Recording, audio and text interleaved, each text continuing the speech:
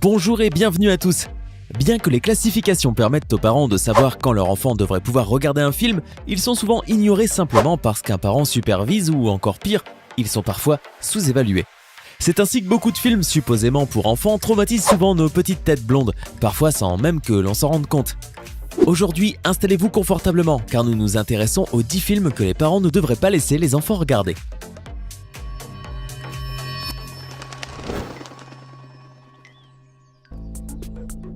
La planète sauvage. La planète sauvage est un dessin animé étonnant qui raconte comment des humains ravalés au rang d'animaux de compagnie d'extraterrestres géants parviennent à se libérer du joug de leurs oppresseurs. Posant une vaste réflexion sur les notions de société, d'intelligence ou encore de nature humaine, le tout porté par des décors psychédéliques et inventifs. La planète sauvage mérite définitivement sa place dans la liste des dessins animés traitant de sujets sombres et matures et complètement déconseillés aux enfants. Les sorcières. Basé sur le livre pour enfants Les sorcières de Roald Dahl, ce film se positionne comme un film d'horreur classique pour enfants interprété par Anjelica Huston, connue aussi pour son rôle de Morticia dans La famille Addams et qui incarne la terrible sorcière à cette occasion.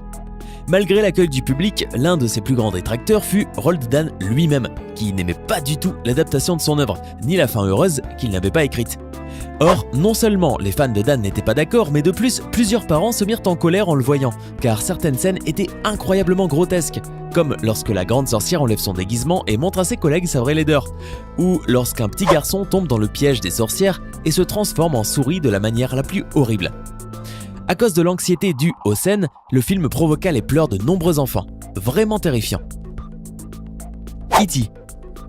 Nous nous rappelons tous avec beaucoup de tendresse de E.T. l'extraterrestre, un film plein d'espoir et d'amitié entre l'audacieux Elliot et l'extraterrestre perdu. Une belle histoire du début à la fin qui marqua toute une génération et valut à Steven Spielberg de se faire connaître comme le roi Midas de Hollywood, transformant en or pur chaque film réalisé. Bien qu'il fût très bien accepté par le public, certains critiques affirmèrent que E.T. ne devait pas être considéré comme un film pour enfants, car il incitait ces derniers à boire de l'alcool, en particulier lors de la scène où l'extraterrestre s'enivre en buvant de la bière. Comme il avait un lien très fort avec Elliot, on put voir comment ce dernier était ivre lui aussi. Il lâche toutes les grenouilles, semant la panique chez ses camarades. À la fin, il embrasse une de ses amies. Oui, cette scène est l'une des plus amusantes du film. Ah, droit vers l'enfance. L'étrange Noël de Monsieur Jack. Quoi de mieux pour se marrer un bon coup qu'un super film d'animation? Sauf que Sausage Party fera bel et bien pleurer de rire le spectateur adulte, ou presque. Mais il ne s'adresse pas du tout à son petit frère, ou à son enfant. Donc prière de noter que Sausage Party n'est pas un film pour enfants. Chez Disney déjà, il n'est pas rare que tout soit extrêmement violent, par exemple mort par balle dans Bambi ou à l'arme blanche dans Blanche-Neige, ou carrément glauque, coucou Pinocchio, et puis simplement traumatisant. Nah, Mufasa. Mais le sujet qui nous occupe aujourd'hui est autre. En effet, force est de constater que pullulent les dessins animés qui ne sont pas seulement éprouvants pour les enfants, mais bien purement et simplement pas pour eux du tout. Comme par exemple L'étrange Noël de Monsieur Jack. Tout a commencé lorsque Tim Burton vit qu'année après année, on pouvait remplacer la décoration terrifiante d'un magasin pour Halloween par une agréable décoration de Noël en très peu de temps. Et qu'il pensa, que se passerait-il si les deux festivités se réunissaient ? Ou encore mieux, les deux mondes. C'est ainsi que naquit son poème L'étrange Noël de Monsieur Jack, qui donna lieu à l'une de ses plus grandes œuvres. Il faut préciser toutefois que Tim Burton était très occupé à réaliser Batman le défi, ce qui le poussa à confier toute la responsabilité de la réalisation du film à son ami et animateur de confiance, Henry Selick, son co-auteur et dessinateur des personnages, qui joua un rôle très important comme producteur. Bien que ce fût fondamentalement un film très bien travaillé du début à la fin, Disney se ficha qu'on ait utilisé la technique méticuleuse de l'animation en volume qui nécessite un travail d'une semaine entière pour réaliser une scène d'1 minute, ou encore que pour créer seulement le personnage de Jack, on ait créé plus de 400 têtes avec différentes expressions faciales pour exprimer les différents sentiments. Plusieurs scènes originales furent tout simplement coupées afin d'adapter le film aux enfants, comme la scène où les vampires étaient en train de jouer avec la tête de Tim Burton lui-même, ou encore la vraie fin dans laquelle Oogie Boogie s'avère être un déguisement du docteur Finkelstein, qui voulait uniquement que Sally fût tout à lui. Or, malgré toutes les scènes éliminées, plusieurs pères de famille rapportèrent qu'il s'agissait d'un film trop impressionnant pour les enfants, à cause de son style extrêmement gothique, des monstres exagérément horribles, en plus de présenter des enfants malicieux morts à la fin. Tandis que certains critiquèrent le film, nombreux sont ceux qui l'adorèrent, et presque 24 ans après sa sortie, on s'en souvient encore comme l'un des meilleurs de Tim Burton. Monster House. Présenté comme un film d'horreur pour enfants, Monster House se déroule la veille de Halloween. 3 enfants découvrent la mystérieuse maison d'un vieux garçon menant une existence solitaire. Celui-ci attaque et engloutit toute personne qui essaie de s'approcher. Quand il est conduit à l'hôpital, sa maison devient incontrôlable et violente. Par conséquent, les enfants essaient d'en venir à bout en détruisant son cœur, la cheminée principale. Il s'avère finalement qu'elle est hantée par l'épouse décédée du vieillard, une femme du cirque très corpulente qui mourut lorsque la maison était en construction et qui fut enterrée dans ses fondements.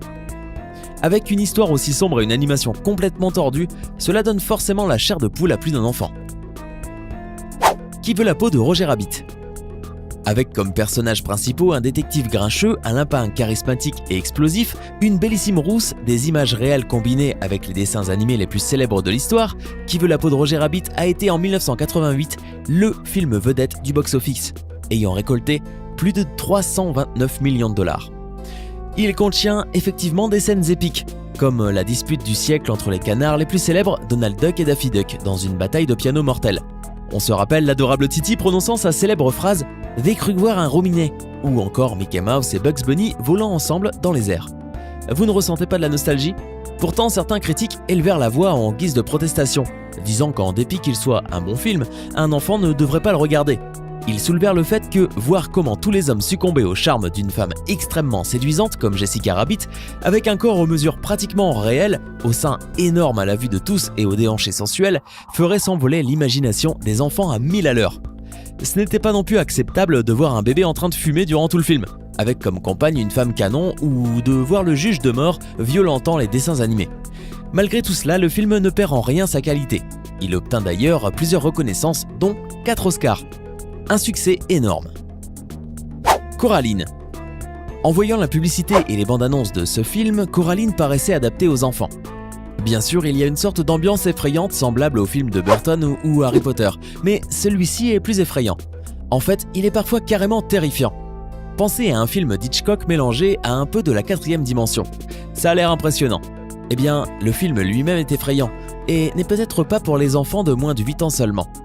Coraline Jones est une petite fille curieuse et imaginative, avec des cheveux bleus impressionnants. Son monde ordinaire est un peu morne à ses yeux, et ses parents sont un peu négligents. Elle découvre une porte secrète qui mène à un monde parallèle qui représente tout ce qu'elle espérait. Ses autres parents sont attentifs, d'un grand soutien et chaleureux, sauf que leurs yeux sont faits de boutons. Tout semble parfait jusqu'à ce que l'autre mère veuille coudre des boutons sur les yeux de Coraline. Lorsque Coraline veut rentrer chez elle, l'autre mère se transforme en une sorte de monstre squelettique effrayant. Tout cela peut paraître assez effrayant pour un jeune enfant, en particulier les autres enfants fantômes qui ont été attirés dans l'autre monde. Il y a aussi la scène de la voisine presque nue qui pourrait être considérée comme inadaptée. Ce film est certainement mieux destiné aux enfants plus âgés et passionnés de films cool et effrayants. Monkey Bone. Cette comédie noire implique un dessinateur ayant des problèmes d'insomnie nommé Stu, incarné par Brendan Fraser de La Momie et Georges de la Jungle. Le dessinateur est sur le point de réaliser une grosse affaire qui fera le succès commercial de son personnage de dessin animé Monkey Bone. Juste avant de demander à sa petite amie de l'épouser, il subit un grave accident de voiture et plonge dans le coma pour se retrouver dans le monde des dessins animés. Ceci est l'exemple parfait que les dessins animés ne sont pas toujours destinés aux enfants. Le film semble viser des publics plus jeunes qui aiment Fraser, mais le contenu ne l'est absolument pas. Alors que le film est coloré et créatif, les thèmes noirs de la violence et les insinuations du singe pervers ne sont certainement pas adaptés aux enfants. Durant son voyage à travers le monde du dessin animé, Stu rencontre quelques personnages à l'air étrange et maléfique, dont le Super Reaper. Mais le pire dans tout ça, c'est qu'il s'agit de problèmes d'adultes qui sont présentés dans les films comme la mort, le ciel, le paradis, l'enfer, l'amour et la libido, qui est représenté par le personnage Monkey Bone. La violence et les insinuations ont valu au film la classification PG-13, et nous pensons que cela pourrait être un peu mérité. Les noces funèbres. Revenons au film d'horreur. L'un de nos préférés est Les Noces funèbres, par le maître visionnaire du stop-motion d'horreur, Tim Burton. Ce dernier arrive avec une triste histoire d'amour véritable et de sacrifice. C'est l'histoire touchante de Victor, un jeune garçon perdu qui ne connaît pas une seule chose au sujet de l'amour ou de la vie. Ses parents le marient à Victoria, une fille bien née dont la famille est soi-disant riche.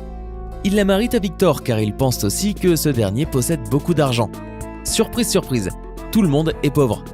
Et tandis que le maladroit Victor va à la forêt pour pratiquer ses vœux, il finit par les dire par accident à une mariée cadavre nommée Emily. Tout cela est super effrayant, notamment au moment où elle apparaît pour la première fois. Elle porte un asticot vivant sur la tête, son globe oculaire sort parfois de sa place et elle vit dans le monde des morts. Nous découvrons qu'elle a été assassinée par Lord Barkis, qui essaie aussi d'intervenir et d'assassiner Victoria, la fiancée de Victor. Bien qu'il y ait une histoire touchante sur l'amour véritable et le sacrifice, il existe une intrigue secondaire sur le meurtre et la trahison.